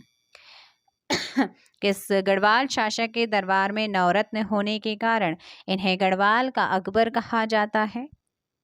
वो है फतेह शाह। फतेह शाह यहाँ पर आपको ध्यान रखना है। आगे क्वेश्चन आप लोगों का क्या है? किस पुस्तक से ज्ञात होता है कि फतेह शाह ने सहारनपुर पर आक्रमण किया और फतेहपुर नगर को बसाया था? तो ये है आपका option B, memoirs of Dehradun. Memoirs of Dehradun आपको यहाँ पर ध्यान रखना है। नेक्स्ट क्वेश्चन आप लोगों का यहाँ पर क्या है कि किस शासक ने समुद्रगुप्त की भांति लेख लिखवाया था? ऐसा कौन सा शासक है जिसने समुद्रगुप्त की भांति लेख लिखवाया था? सो आंसर करेंगे आप क्वेश्चन नंबर 1 का। ऑप्शन हो जाएगा ए, फतेह शाह। क्या हो जाएगा? फतेह शाह। किस गढ़वाल शासक का गुरु गोविंद सिंह एवं शिवाजी की भांति घोड़े पर बैठा चित्र प्राप्त हुआ है? फतेह शाह। फतेह शाह के दरबारी कवि कौन थे? फतेह शाह के दरबारी कवि की अगर बात की जाए सो इनके जो दरबारी कवि थे उनका नाम है क्या? रत्न कवि श्री क्षेमराज, जटाधर और मतीराम। सो इस क्वेश्चन का आंसर क्या हो जाएगा? Option D. किस कवि ने फतेह शाह को शील का सागर और हिंदुओं का रक्षक एवं उद्दंडों का दंड देने वाला बताया है? तो वो है आपका कौन? फतेह शाह। कौन है? फतेह शाह को फतेह प्रकाश में रत्न कवि ने ये कहा है। रत्न कवि ने कहा है, क्या कहा है कि फतेह शाह को फतेह प्रकाश में हिंदुओं का रक्षक, सील का सागर और उद्दंडों का दंड देने वाला कहा है। किसने? रत्न कवि। क्षेमराज निम्न में से किस कवि का दूसरा नाम है? क्षेमराज। याद रखना है कि जो फतेह शाह के दरबार में कवि थे 3, एक रत्न कवि जिसी को श्री क्षेमराज भी कहते हैं, जटाधर और मतीराम। आंसर यहाँ पर क्या हो जाएगा क्वेश्चन नंबर 5 का? बी हो जाएगा, ऑप्शन बी। क्या हो जाएगा? रत्न कवि। फतेह शाह क्या हो जाएगा? रत्न कवि। फतेह शाह कर्ण ग्रंथ के रचयिता निम्न में से कौन है? ऑप्शन ए, श्री जटाधर या जटाशंकर। कवि मतीराम के द्वारा रचित रसराज ग्रंथ किसे समर्पित था? तो ये आपका जो रसराज ग्रंथ है ये कवि मतीराम के द्वारा रचित है और ये किसे जो है समर्पित है? चित्रकार मंगतराम तंवर को। ऑप्शन क्या हो जाएगा आपका? सी यहाँ पर सही आंसर होगा। आगे है कि किस कवि के अनुसार फतेह शाह के शासनकाल में इतनी शांति थी कि लोग घरों में ताला तक नहीं लगाते थे? किसके अकॉर्डिंग? रत्न कवि ये कहते हैं। कौन कहते हैं? रत्न कवि। Option B. फतेह शाह ग्रंथ का संपादन किसने किया था? फतेह शाह ग्रंथ जो है, इस ग्रंथ का संपादन जो है वो किसने किया था? सो आप लोगों को ध्यान रखना है, इस ग्रंथ का जो संपादन किया था वो किसने किया था? ठाकुर सूरवीर सिंह ने। 9 का ऑप्शन यहाँ पर हो जाएगा ए। किस शासक की कीर्ति सुनकर शिवराज भूषण एवं जटाशंकर ने श्रीनगर की यात्रा की थी? सॉरी, फतेह शाह। यहाँ पर क्या हो जाएगा? 10 का बी। लखनऊ संग्रहालय में रखे सिक्के के आधार पर प्रदीप शाह का शासन जो है वो कब से कब तक माना जाता है? सो इसका सही आंसर हो जाएगा ऑप्शन 1717 से 1757, ऑप्शन ए। प्रदीप शाह के मिले दान पत्र के आधार पर प्रदीप शाह का समय कब से कब तक का था? ऑप्शन बी 1717 से 1772, प्रदीप शाह के मिले दान पत्र के आधार पर। ठीक है ना?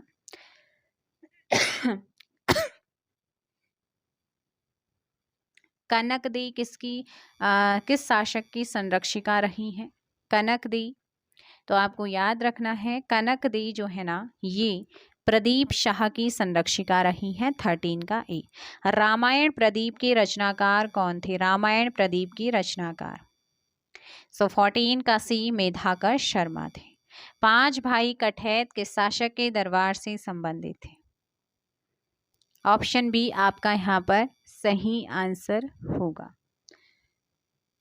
आगे क्वेश्चन आप लोगों का है कि 5 भाई कठैतों से संबंधित पंच भया खाल स्थान कौन सी जनपद में है? पौड़ी में है। कहाँ पर है? पौड़ी में। आपको ध्यान रखना है। मेधाकर शर्मा के शासक का दरबारी कवि था। तो ये जो दरबारी कवि थे ये थे कहाँ के? Option C Pradeep Shah. किसके थे? प्रदीप शाह के। शासक का कार्यकाल चंद एवं पंवार वंश की मृतता के लिए जाना जाता है। तो ये जो टाइम है वो है किसका? प्रदीप शाह का। प्रदीप शाह ने चित्रकार मौलाराम को संरक्षण दिया था, ये भी आपको ध्यान रखना है। प्रदीप शाह ने ही दून की राजधानी नवादा से हटाकर के कहाँ की थी? धामूवाला किया था। आगे क्वेश्चन क्या है? चंद शासक कल्याण चंद चतुर्थ की सहायता किसने की थी? तो याद रखना है ये प्रदीप शाह ने ही की थी। किसने की थी? प्रदीप शाह। यहाँ पर आपको ध्यान रखना है। सो 19 का ऑप्शन यहाँ पर सी होगा। सिरमौर का युद्ध किसके बीच में हुआ था? आपको ध्यान रखना है कि जो सिरमौर का युद्ध हुआ था ये किसके बीच में हुआ था? ललित शाह और सिखों के बीच में। किसके बीच में? ललित शाह और सिखों के बीच में 1779 में क्या होता है? सिरमौर का युद्ध होता है। नेक्स्ट है किस शासक ने प्रद्युमन शाह को कुमाऊं की गद्दी पर बैठाया था? किस शासक ने प्रद्युमन शाह को कुमाऊं की गद्दी पर बैठाया था? ललित शाह। यहाँ पर क्या हो जाएगा? ऑप्शन सी सही आंसर होगा। ललित शाह के समय कुमाऊं का शासक कौन था? जब ललित शाह था गढ़वाल में और कुमाऊं का शासक कौन था? तो याद रखना है वो है दीपचंद। कौन था? दीपचंद। आगे क्वेश्चन है 1779 ईस्वी में 1779 ईस्वी में बगवाली पोखर का युद्ध है किसके बीच में लड़ा गया था? बगवाली पोखर का युद्ध। सो जो ये युद्ध लड़ा गया था बगवाली पोखर 1779 ललित शाह और मोहन सिंह के बीच में हुआ था। ललित शाह ने कुमाऊं पर आक्रमण किया और मोहन सिंह युद्ध से भाग गया था। तो इसका आंसर 23 का क्या हो जाएगा? ऑप्शन मोहनचंद और ललित शाह। आगे है ललित शाह कब गद्दी पर बैठा था? ललित शाह कब गद्दी पर बैठा था? सो याद रखना है ये गद्दी पर कब बैठा था? क्वेश्चन नंबर 24 ऑप्शन बी 1772 में। 1772 में गद्दी पर बैठता है और इसी के समय कुमाऊं का शासक दीपचंद था। राजा दीपचंद की जीवित अवस्था में कुंवर मोहन सिंह रौतेला ने 1777 ईस्वी में स्वयं को क्या कर दिया था? कुमाऊं का शासक घोषित कर देता है। आगे है हवालबाग के दुलड़ी नामक स्थान पर किस शासक की मृत्यु मलेरिया के कारण हुई थी? तो मलेरिया के कारण किस शासक की डेथ हुई थी? ललित शाह। किस शासक के समय में सिखों ने 1775 से 1778 ईस्वी में 2 बार देहरादून पर आक्रमण किए थे? सो याद रखना है 26 का ऑप्शन ए आपका ललित शाह। ललित शाह के टाइम पर किए थे। ललित शाह के बेटे कितने थे? ललित शाह के कितने बेटे थे? सो याद रखना है इनके 4 बेटे थे, जयकृत शाह, प्रद्युमन शाह, पराक्रम शाह और प्रीतम शाह। सो 27 का बी ऑप्शन सही होगा। ललित शाह का उत्तराधिकारी कौन बनता है? तो ये जो बनता है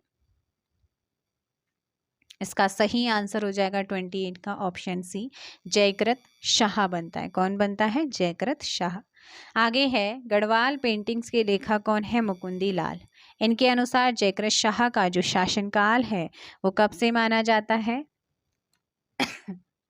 तो ये जो है ना मुकुंदी लाल मानते हैं कब से कब तक? 1780 से 85 तक का ये मानते हैं। और वहीं बैंकेट की सूची जयकृत शाह के राज्यारोहण का समय 1780 से 86 के बीच में मानते हैं। किसके अकॉर्डिंग? मुकुंदी लाल के अकॉर्डिंग जो है ऑप्शन ए, जयकृत शाह के दरबारी निम्न में से किन 2 दलों में बट गए थे? जयकृत शाह के दरबारी आपस में 2 दलों में बट जाते हैं, एक और खंडूरी और दूसरी ओर डोभाल। ऑप्शन सी आपका सही होगा। सिखों के आक्रमण से बचने हेतु राखी नामक कर किसने दिया था? ऑप्शन ए, जयकृत शाह ने। किसने दिया था? जयकृत शाह ने दिया था। आगे है कि किस शासक ने रघुनाथ मंदिर में अपने जीवन का अंत कर दिया था? जयकृत शाह ने ही किया था। जयकृत शाह के समय फौजदार कौन था? नित्यानंद खंडूरी था। कौन था? नित्यानंद खंडूरी था। आगे है किस व्यक्ति के अनुसार प्रद्युमन शाह गढ़वाल एवं कुमाऊं का संयुक्त शासक अपॉइंट किया गया था? बद्रीदत्त पांडे के अकॉर्डिंग।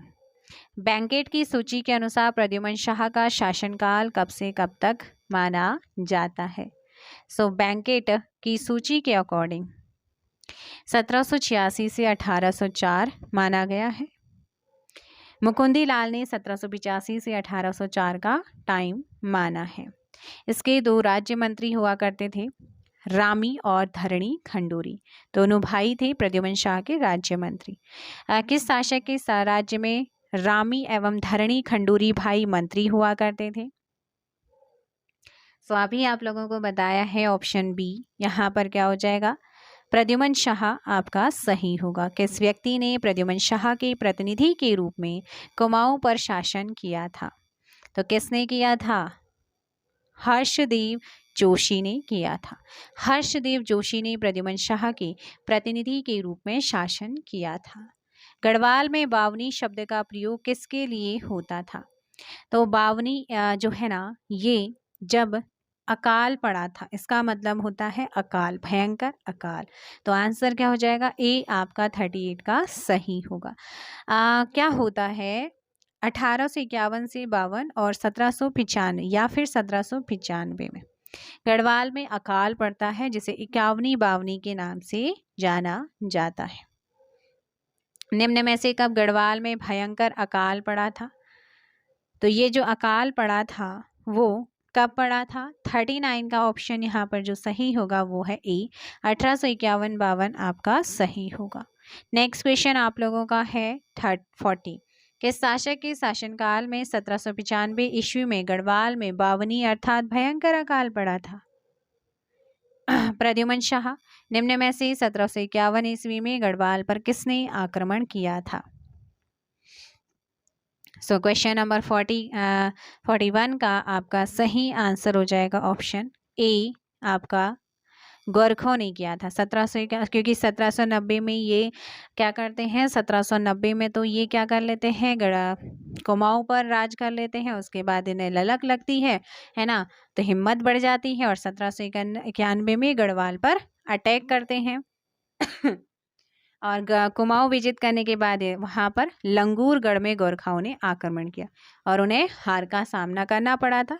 उसके बाद आपका जो है गोरखाओं को 25,000 वार्षिक कर देना स्वीकार किया था किसने? प्रद्युमन शाह ने। सो नेक्स्ट क्वेश्चन है, किस वर्ष गढ़वाल में भयंकर भूकंप आया था? ऑप्शन सी 1803 में। फिर से आता है और इसी वजह से जो है हार जाते हैं। गोरखाओं ने किसके नेतृत्व में आपदाग्रस्त गढ़वाल पर आक्रमण किया था? खरका भेदी लंका डावे। अमर सिंह थापा और हस्तीदल चौतरिया। ए और सी आपका, ए और बी यहाँ पर दोनों ही सही होगा। अब ऐसा तो नहीं है कि इनकी हेल्प किसी ने नहीं की, क्योंकि हेल्प तो इनकी किसी ने की थी। आगे क्वेश्चन है 14 मई 1804। ये डेट और ये ईयर आपके लिए इम्पोर्टेंट है। 14 मई 1804 में खुड़बुड़ा का युद्ध जो कि देहरादून में होता है और कौन से शासक इसमें वीरगति को प्राप्त होते हैं? ये गोरखा और प्रद्युमन शाह के बीच में होता है, जिसमें प्रद्युमन शाह वीरगति को प्राप्त हो जाते हैं। प्रद्युमन शाह के पुत्र प्रीतम शाह को किनके द्वारा बंदी बना लिया जाता है? गोरखाओं के द्वारा। गढ़वाल का हुमायूं, क्या पूछा है बच्चे? गढ़वाल का हुमायूं किसे कहा जा सकता है? तो गढ़वाल का हुमायूं किसे कहा जाता है? जल्दी से कमेंट करो कि गढ़वाल का हुमायूं किसे कहा गया है? प्रद्युमन शाह को। किसे कहा गया है? प्रद्युमन शाह। ऑप्शन क्या हो जाएगा यहाँ पर? सही आंसर होगा ए। क्या हो जाएगा? ऑप्शन ए यहाँ पर सही होगा। ठीक है ना। आगे क्वेश्चन आप लोगों का क्या है कि मौलाराम के द्वारा रचित गढ़गीता संग्राम एवं गणिका नाटक में किसके अत्याचारों का वर्णन मिलता है? तो ये वर्णन मिलता है किसका? पराक्रम शाह का। किसका मिलता है बेटा? पराक्रम शाह। 46 का ए आपका क्या हो जाएगा यहाँ पर? सही आंसर होगा। ठीक है ना। ऑप्शन सी आपका यहाँ पर सही आंसर होगा। तो ये आपका इस बुक में जो परमार वंश है, परमार वंश से संबंधित जितने क्वेश्चन आपके दिए गए थे उन सभी क्वेश्चंस को मैंने आपको यहाँ पर करा दिया है। इसके बाद आप लोगों का जो नेक्स्ट आपका हिस्ट्री में ही पोर्शन आता है वो आता है उत्तराखंड में गोरखा शासन, प्रशासन और उसके बारे में।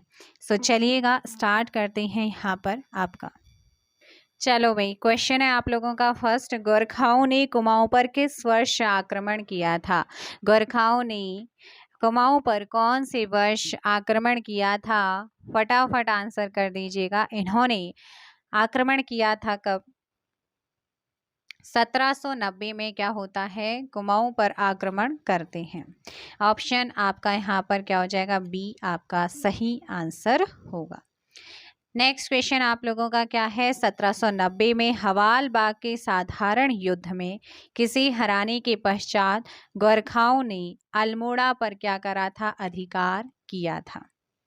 सो अल्मोड़ा पर अधिकार जो है गोरखाओं ने किसको हरा करके किया था?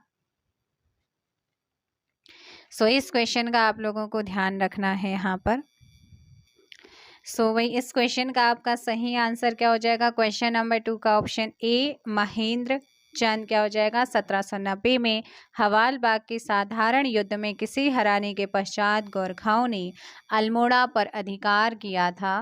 सो आप लोगों को ध्यान रखना है, ऑप्शन ए महेंद्र चंद क्या हो जाएगा? ऑप्शन आपका ए सही आंसर होगा। नेक्स्ट क्वेश्चन आप लोगों का क्या है? कुमाऊं में गोरखाओं के अधिकार के बाद पहला गोरखा सूबेदार किसे अपॉइंट किया जाता है? सबसे पहले तो याद रखना, जब जनवरी 1790 में गोरखाओं ने जो है किसके नेतृत्व में कुमाऊं पर अटैक किया था? अमर सिंह थापा, हस्तीदल चौतरिया और सूरवीर थापा के नेतृत्व में। ठीक है ना। तो यहाँ पर क्या है? गोरखाओं के अधिकार के बाद प्रथम गोरखा सूबेदार किसे अपॉइंट किया जाता है कुमाऊं में? उसका नाम है ऑप्शन बी जोगमल शाह। किसे अपॉइंट किया जाता है? जोगमल शाह, यानी कि सूबेदार अर्थात सूबा इसे अपॉइंट किया जाता है 1791-92। आगे क्वेश्चन क्या है? कुमाऊं पर गोरखाओं का अधिकार कब से कब तक रहा था? जब एक बार इन्होंने 1790 में यहाँ पर अटैक करा और उसे अधिकार कर लिया, तो फिर ये 1815 के बाद ही गए थे। आंसर हो जाएगा ऑप्शन ए आपका सही होगा। देखो भाई, नेक्स्ट क्वेश्चन है, कुमाऊं पर गोरखाओं का अधिकार कितने वर्ष तक रहा है? तो बता दो कितने वर्ष तक रहा है इनका अधिकार। क्वेश्चन नंबर 5 का ऑप्शन हो जाएगा सी, 25 वर्ष।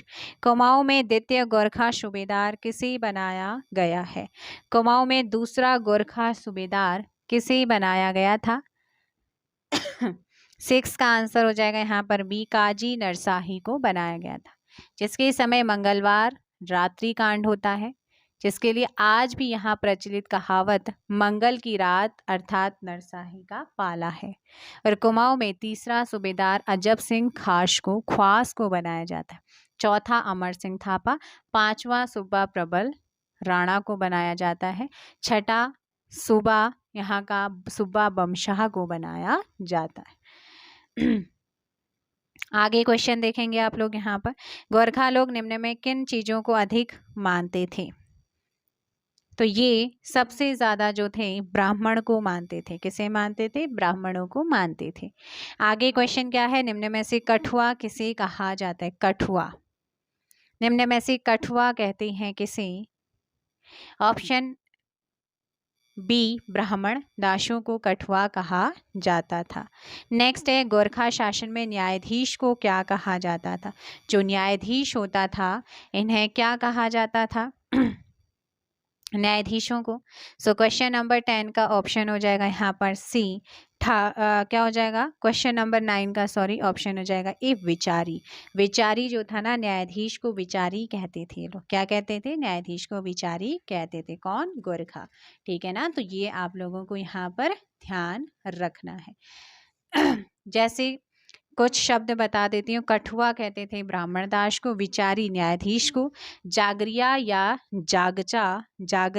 जागचा जो है ये किसे कहते थे? कार्यरत सैनिक को, दसाई दशहरे को, ठाकरिया 2 वर्ष के लिए सेवा मुक्त सैनिक को, ठाकुरिया पेंशन प्राप्त प्रधान अधिकारी को, कामी शिल्पकारियों को, नाई को, सुनवार को कहते थे। तो पेंशन प्राप्त अधिकारियों को गोरखा काल में क्या कहा जाता था? ठाकुरिया कहते थे, बताया भी। नेक्स्ट है आप लोगों का, निम्न में से जागरिया या जागचा किसे कहा जाता था? कार्यरत सैनिकों को, ब्राह्मण दास को कठुआ, न्यायाधीश को विचारी, शिल्पकारी को कामी कहते थे। दसाई या दशहरा किनका प्रिय त्योहार है? सो क्वेश्चन नंबर 12 का ऑप्शन ए, गोरखों का। सही कथन का चयन करें। गोरखा लोग नाई को नौ कहते थे, सही है। कर्मियों को गोरखा कामी कहते थे, बिल्कुल सही। मंदिरों में दान भूमि को गूंठ भूमि कहा जाता था, बिल्कुल सही। ऑप्शन डी आपका यहाँ पर सही होगा। नेपाल का समूचा साहित्य किस भाषा में मिलता है? नेपाल का समूचा साहित्य किस भाषा में मिलता है? नेवारी भाषा। सो देखो भाई, यहाँ पर मंगलवार रात्रि कांड नामक घटना के सूबेदार के समय हुई थी। ऑप्शन हो जाएगा यहाँ पर क्या? सी, नरसाही। ब्राह्मणों पर कुशही नामक कर लगाया जाता था। देखो, गोरखा कालीन में कुछ कर लगाए जाते, जैसे पुंगाड़ी या पुगाड़ी कर, ये खेत कर इसे कहा जाता है, खेत कर है ना, भू राजस्व। सलामी, भेंट कर, मौकर प्रत्येक परिवार पर कर, धीकर, घी कर दुधारू पशुओं पर, मिझारी कर शिल्पकार व चर्मकारों पर लगने वाला टैक्स, मिझारी शिल्पकार है ना, टांड कर बुनकरों पर लगने वाला, सौनिया फागुन विभिन्न उत्सवों पर लिया जाने वाला टैक्स होता था। आगे क्या है यहाँ पर कि क्वेश्चन नंबर 16 का जो सही आंसर होगा वो क्या हो जाएगा? ऑप्शन बी, बमशाह ने कुशही कर को लगाया था। नेक्स्ट है कि सूबेदार का कथन था ब्राह्मणों के पैर पूजे जाते हैं, सिर नहीं। ऑप्शन ए, अजब सिंह ने। किसने कहा था? अजब सिंह। नेक्स्ट क्वेश्चन आप लोगों के सामने है, निम्न में से कौन सा गोरखा सूबा किसान हितैषी था? सो किसान हितैषी था हस्तीदल चौतरिया। कौन था? हस्तीदल चौतरिया था। आगे है कि गोरखा सूबेदारों में सर्वप्रथम भूमि बंदोबस्त किसने करवाया था? भूमि बंदोबस्त करवाया था किसने? जोगामल ने। किसने कराया था? जोगामल ने। रण बहादुर शाह के बाद नेपाल का शासक कौन बना? विक्रम शाह। नेपाल एकीकरण का श्रेय किसे दिया जाता है? पृथ्वी नारायण शाह को। किस नेपाली शासक ने साधु बनकर अपना नाम निर्गुणानंद रखा था? रण बहादुर शाह। अंग्रेज व गोरखाओं के बीच युद्ध का कारण गोरखपुर का कौन सा प्रांत माना जाता है? 23 का यहाँ पर जो सही आंसर हो जाएगा ऑप्शन ए, बुटवल प्रांत। बुटवल प्रांत ऑप्शन ए। प्रद्युमन शाह व गोरखाओं के बीच लंगूरगढ़ की संधि कब हुई थी? 1792 में। 18वीं सदी तक नेपाल में छोटी छोटी कितनी ठकुराइयाँ थीं? 25 का ऑप्शन हो जाएगा यहाँ पर बी, 24। निम्न में से गोरखियाली क्या है? तो गोरखियाली उत्तराखंड में गोरखा शासन गोरखियाली है। नेक्स्ट है, निम्न में से कौन सा कथन सही है? 27 का सी हो जाएगा ऑप्शन। दिव्य अग्नि परीक्षा 3 प्रकार की होती थी। सच और झूठ का पता लगाने हेतु दिव्य अग्नि परीक्षा होती थी। तो ऑप्शन सी यहाँ पर दोनों ही सही है। आगे क्वेश्चन क्या है? 1790 में अल्मोड़ा अधिकार के समय नेपाल नरेश कौन था? रण बहादुर शाह। गोरखा सैनिकों का प्रमुख हथियार खुखरी बनाने का प्रमुख केंद्र किसे कहा गया है? गढ़ी नगर को। किसे कहा गया है? गढ़ी नगर। नेक्स्ट क्वेश्चन है, निम्न में से किस जाति के लोग खुखरी बनाते थे? नेवार जाति। गढ़वाल एवं कुमाऊं में घरों की छतों पर महिलाओं को चढ़ने की पाबंदी किसने की थी? गोरखाओं ने की थी। नेक्स्ट है, निम्न में से किस जगह के तीर्थ यात्रियों के लिए गोरखों ने सदा व्रत लगाया था? केदारनाथ, बद्रीनाथ, जागेश्वर। ऑप्शन यहाँ पर डी सही आंसर होगा। नेक्स्ट है, 1796 ईस्वी में सूबेदार महावीर थापा ने किस मंदिर का जीर्णोद्धार कराया था? बालेश्वर मंदिर, चंपावत। गोरखा शासन में कितने प्रकार की दिव्य अग्नियां प्रचलित थी? दिव्य अग्नियां 3 प्रकार की दिव्य, एक गोला दीप प्रथा, कड़ाई दीप प्रथा, तराजू दीप प्रथा। ऑप्शन ए आपका सही होगा। जो गोला दीप प्रथा थी ना, इसमें लोहे का गर्म डंडा हाथ में रखकर कुछ दूरी चलना होता था। तो जो नियत दूरी तय नहीं कर पाता था उसे दोषी समझा जाता था। अब भाई गर्म डंडा लोगे तो जलेगा ही ना। कड़ाई द्वीप प्रथा में खौलती कड़ाई में उबलते तेल में दोषी को जो दोषी होता था उसका हाथ डाला जाता था। हाथ जला तो वो दोषी समझा। हम ऐसे ऐसे काम करते थे। तराजू दीप प्रथा, अपराधी को पत्थरों से तोला जाता था, जिन्हें शाम के समय अलग स्थान में रखा जाता था। दूसरे दिन उसी व्यक्ति को फिर से तोला जाता। यदि अगर वजन बड़ा है तो वो दोषी और हल्का है तो निर्दोष। बताओ, गोरखाओं का प्रिय त्योहार कौन सा था? दशहरा का। कौन है? दशहरा है। आगे है, गोरखाओं की राजभाषा क्या थी? 36 ए गोरख्याली।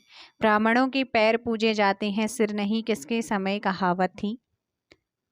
गोरखाओं के। 1808 से 1811 ईस्वी तक गढ़वाल का सर्वेक्षण किसने किया था? ये सर्वेक्षण किया था रैपर ने। गोरखाओं के द्वारा ब्राह्मणों पर कुसही नामक कर कितने रुपए का होता था? 5 रुपये प्रति मवासा होता था। Option A. देखो, गोरखा शासन के समय कुछ टैक्स लिए जाते थे। गोरखाओं ने ब्राह्मणों पर कुशही कर लगाया था, जो कि 260 नाली या 13 जूलिया तक जमीन हथियाए हुए ब्राह्मणों पर 5 रुपये क्या लगता था? मवासा। पुगाड़ी कर, भूमि कर से लगभग 1.5 लाख सालाना आय होती थी। इस कर के माध्यम से ही सैनिकों को वेतन मिलता। टीका भेंट बताया था, शादी विवाह उत्सव वगैरह होता है तो उस टाइम पे। मांगा कर भी इन्हीं के द्वारा लिया गया। मांगा कर प्रत्येक नौजवान से 1 रुपये लिया जाता था और मांगा कर को तात्कालिक कर के रूप में युद्ध के समय भी वसूला जाता था। टांडकर या तानकर हिंदू व भोटिया बुनकरों से लिया जाता था। तिमारी कर, तिमारी जो था ना, सैनिकों को देय वेतन होता था, जिसके लिए फौजदार को 4 आना, सूबेदार को 2 आना देना होता था। एक था सलामी कर, सलामी कर एक प्रकार का नजराना होता था। एक है मिजहारी कर, मिजहारी कर जो है वो शिल्पकर्मियों और जागरी ब्राह्मणों से लिया जाता था। एक था रहता नाम का कर, रहता गांव छोड़कर भागे हुए लोगों पर लगता था। एक था घी कर, दुधारू पशुओं पर लगता था, है ना। एक था यहाँ पर बहता कर, क्या था, बहता कर, छिपाई संपत्ति में लगता था ये कर। तो ये आपके कुछ कर थे जो आपको कराए हैं।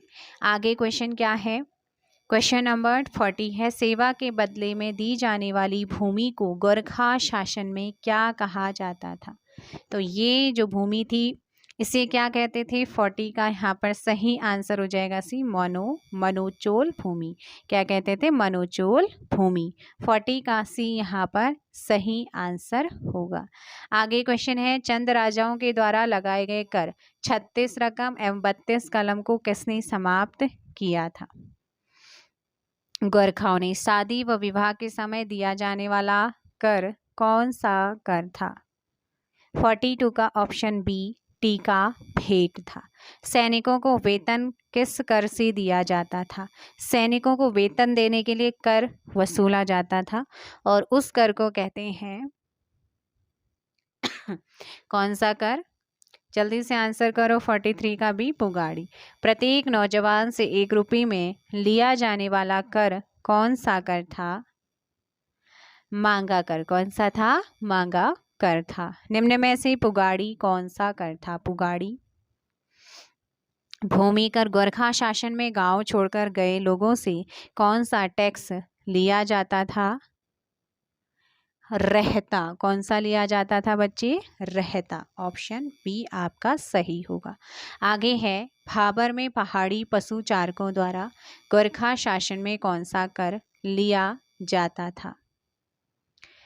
तो इनसे लेते थे दोनिया कर। दोनिया कर मेवाती और हेड़ी भाबर में पहाड़ी पशुचारकों के द्वारा वसूला जाता था। आगे है, शिल्पकर्मियों एवं जागरी ब्राह्मणों से गोरखाओं के द्वारा लिया जाने वाला टैक्स कौन सा था। मिजहारी कर था। कौन सा था, मिजहारी कर था। आगे है, दिए गए कूट को सम्मिलित कीजिए। बताओ, टांड कर। देखो भाई, टांड कर की अगर मैं बात करूं तो टांड कर याद रखना हिंदू और भोटिया बुनकरों से लिया जाता था। ये आ जाएगा 1 का। मरो कर की बात करें, मरो कर, बताओ मरो कर भी मैंने आप लोगों को बताया है। तो मरो कर याद रखना है पुत्रहीन व्यक्ति पर लगता था। घी कर की बात करें, किसकी, घी कर की अगर बात करूं तो ये दुधारू पशुओं पर लगता था और सलामी एक प्रकार का नजराना होता था। 1 3 2 4 ऑप्शन ए सही होगा। छिपाई संपत्तियों में गोरखा शासन में लगने वाला कर कौन सा था। 4 का ऑप्शन बी बहता। कौन सा था, बहता कर। राज्य कर्मचारियों से लगान की जानकारी लेने हेतु दिया जाने वाला कर कौन सा था। जानिया सुनिया। जानिया सुनिया जो था, राज कर्मचारियों से लगान की जानकारी लेने के लिए क्या करना पड़ता था, जानिया सुनिया कर देना पड़ता था। आगे है, गोरखा शासन में काश्तकारों से कर किस आधार पर लिया जाता था। आधार था इनका ठेका बंदी। क्या था, ठेका बंदी। नेक्स्ट है कि शायर निम्न में से क्या था। शायर, सीमा चुंगी कर। सीमा चुंगी कर था आपका शायर। ठीक है, ऑप्शन यहाँ पर क्या हो जाएगा, बी सही आंसर होगा। क्या होगा, बी आपका सही आंसर होगा।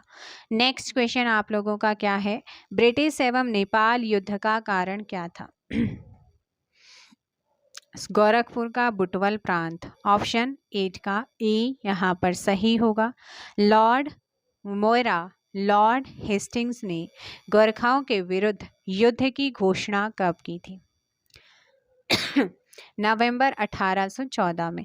9 का ऑप्शन बी, अंग्रेजों ने गोरखाओं के विरुद्ध युद्ध हेतु अपनी फौज को कितने भागों में बांटा था? 4 भागों में। अंग्रेजों ने बिहार के रास्ते नेपाल की राजधानी काठमांडू पर किसके नेतृत्व में अटैक यानी कि आक्रमण किया था? मेजर जनरल मार्ले। ऑप्शन यहाँ पर क्या होगा? बी, सी क्या हो जाएगा? 11 का सही होगा। आगे है, मेजर जनरल वुड के नेतृत्व में अंग्रेजों के द्वारा किस स्थान पर आक्रमण किया गया था? गोरखपुर, देहरादून, खलुंगा किले पर किसके नेतृत्व में गोरखाओं के विरुद्ध आक्रमण किया गया था? जनरल जेलेप्सी। खलुंगा किले एवं नालापानी किले में गोरखाओं का नेतृत्व किसने किया था? बलभद्र सिंह थापा यहाँ पर सही आंसर होगा। ब्रिटिश सेना ने दून घाटी पर हमला कब किया था? ब्रिटिश सेना ने दून घाटी पर अटैक किया था 24 अक्टूबर 1814 को। नालापानी दुर्ग में जनरल जेलेप्सी कब मारा जाता है? 31 अक्टूबर 1814। ब्रिटिश सेनापतियों में योग्यतम सेनापति कौन था?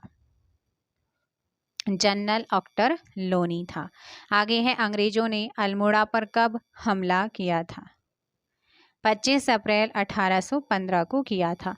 निम्न में से 15 मई 1815 को मवालगढ़ की संधि किसके बीच में हुई थी? अमर थापा और ऑक्टर लोनी संयुक्त प्रांत आगरा एवं अवध कब बना था? 1902 में बना था। Option A. नेक्स्ट है, नेपाल सरकार ने संगोली की संधि कब स्वीकार की थी? 4 मार्च 1816 को। ऑप्शन यहाँ पर क्या हो जाएगा? सी आपका सही होगा। मौलाराम ने किसे दानवीर कर्ण की उपमा से विभूषित किया था? रणजोर सिंह थापा। ऑप्शन बी आपका सही होगा। नेपाल सरकार का सर्वोत्तम अलंकार काजी से किसे सम्मानित किया गया है? अमर सिंह थापा। 23 का ए। किसके समय हरिद्वार दासों की बिक्री का केंद्र था? तो ये था हस्तीदल चौतरिया के टाइम पर। नेक्स्ट है, गोरखा सैनिकों के द्वारा कर वसूलने का नियम क्या कहलाता था? बाली कहलाता था। क्या कहते थे इसे? बाली कहते थे। कुमाऊं में पहला भूमि बंदोबस्त निम्न में से किनके द्वारा कराया गया था? सुब्बा, जोगमल, शाह, रण बहादुर चंद्रिका की रचना जो है रचना के लिए नेपाल सरकार ने किन्हें जागीरें दी थी? Maularam Tomar. And next question और आज का लास्ट क्वेश्चन, रण बहादुर चंद्रिका की रचना किसने की थी? सो इस क्वेश्चन का सही आंसर होगा मौलाराम ने की थी। सो गाइस, ये हो गए हैं आज के आपके इम्पॉर्टेंट क्वेश्चन। आई होप कि आप लोगों को ये सेशन पसंद आया होगा। किसी क्वेश्चन में अगर डाउट रहता है तभी आप उसे कमेंट बॉक्स में ड्रॉप कीजिएगा। बाकी आप लोग फीडबैक दीजिए आपको सेशन कैसा लगा। आज के लिए इतना ही, मिलते हैं फिर नए क्वेश्चन के साथ। इसी बुक की आपकी कंटिन्यू रखेंगे। Thank you very much.